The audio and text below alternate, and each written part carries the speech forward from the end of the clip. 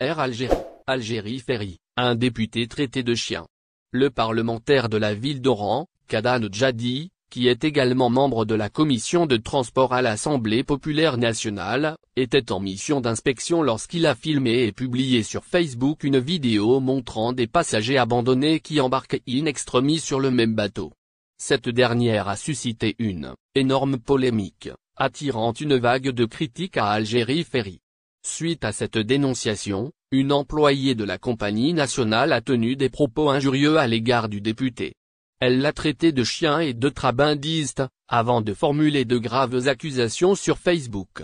Elle a affirmé que le parlementaire avait exigé une cabine exclusive, avant de se mettre à crier qu'il était un député et qu'il ne dormirait pas avec les passagers. Elle a également ajouté que le député avait ramené avec lui des tonnes de valises pour faire du trabindo. Notons que, le parlementaire a partagé sur Facebook les propos chocs de la dame. Ces accusations ont suscité une vague d'indignation sur les réseaux sociaux. De nombreux internautes ont dénoncé les propos de l'employé d'Algérie Ferry, soulignant que les accusations formulées à l'égard du député étaient infondées et injustifiées. Certains ont également critiqué la gestion de la compagnie nationale, qui selon eux, ne respecte pas les normes de sécurité et de qualité de service. Ce n'est pas la première fois qu'Algérie Ferry est accusée de négligence et de mauvaise gestion. La compagnie a déjà été confrontée à des problèmes similaires par le passé, notamment en ce qui concerne la sécurité des passagers et la qualité des services offerts. Malgré les promesses de réforme et d'amélioration de la qualité de service, les critiques et les scandales continuent de se multiplier. En somme, cette affaire met en lumière une fois de plus les problèmes de gestion et de qualité de service d'Algérie Ferry, et souligne l'importance de mener des enquêtes approfondies pour établir la vérité et garantir le respect des droits et de la dignité du port de Marseille. Algérie Ferry publie une note importante. La compagnie maritime nationale, Algérie Ferry, assure la desserte du port de Marseille à raison de plusieurs traversées au départ du port d'Alger, mais aussi de celui d'Oran. Dans ce sillage, Algérie Ferry vient de publier un rappel important. Dans un communiqué publié en ce mercredi 15 mars 2023, Algérie Ferry s'adresse à ses voyageurs au départ du port de Marseille et qui ont prévu de voyager avec cette compagnie au cours des prochains jours. Port de Marseille, obligation de se présenter 4 heures avant les départs. En effet, dans son communiqué, Algérie Ferry informe ses clients de l'obligation de se présenter au port de Marseille 4 heures avant le départ. La compagnie maritime nationale demande également à ses voyageurs d'éviter, dans la mesure du possible, les arrivées tardives. Algérie Ferry rappelle également que les portes du port de Marseille ferment 1h30 avant les départs, conformément à la décision de la structure portuaire, d'où la nécessité de se présenter tôt dans le lieu. Algérie Ferry profite aussi de son communiqué pour s'adresser à une certaine catégorie de ses passagers, qui freinent le bon déroulement de l'embarquement. Et ce, notamment en se cachant plusieurs endroits du port en question, pour pouvoir débarquer en premier. Selon ce communiqué, ces pratiques pénalisent lourdement l'entreprise en causant des retards. Algérie Ferry se dit ne pas être responsable des désagréments causés par ces retards. Algérie Ferry ferme temporairement son agence de Paris. Dans un précédent communiqué, Algérie Ferry a fait part de la fermeture de l'une de ses agences en France. Il s'agit notamment de celle de Paris. Cette fermeture intervient pour mener des travaux pour rénover le lieu, dont la situation qui met en danger la vie des personnes. Par ailleurs, Algérie Ferry précise que cette fermeture est temporaire et durera 3 semaines. Et ce, conformément à l'expertise Texom maximale autorisée en avion, une femme arrêtée à l'aéroport d'Alger. Les infractions à la réglementation de change et le mouvement des capitaux se font de plus en plus fréquentes. Dans les ports et les aéroports algériens, les saisies de devises et les arrestations des mis en cause deviennent récurrentes.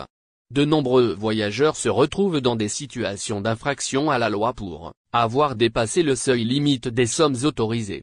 Agissant par naïveté ou par connaissance de cause, ces voyageurs s'exposent à la prison et à de lourdes sanctions.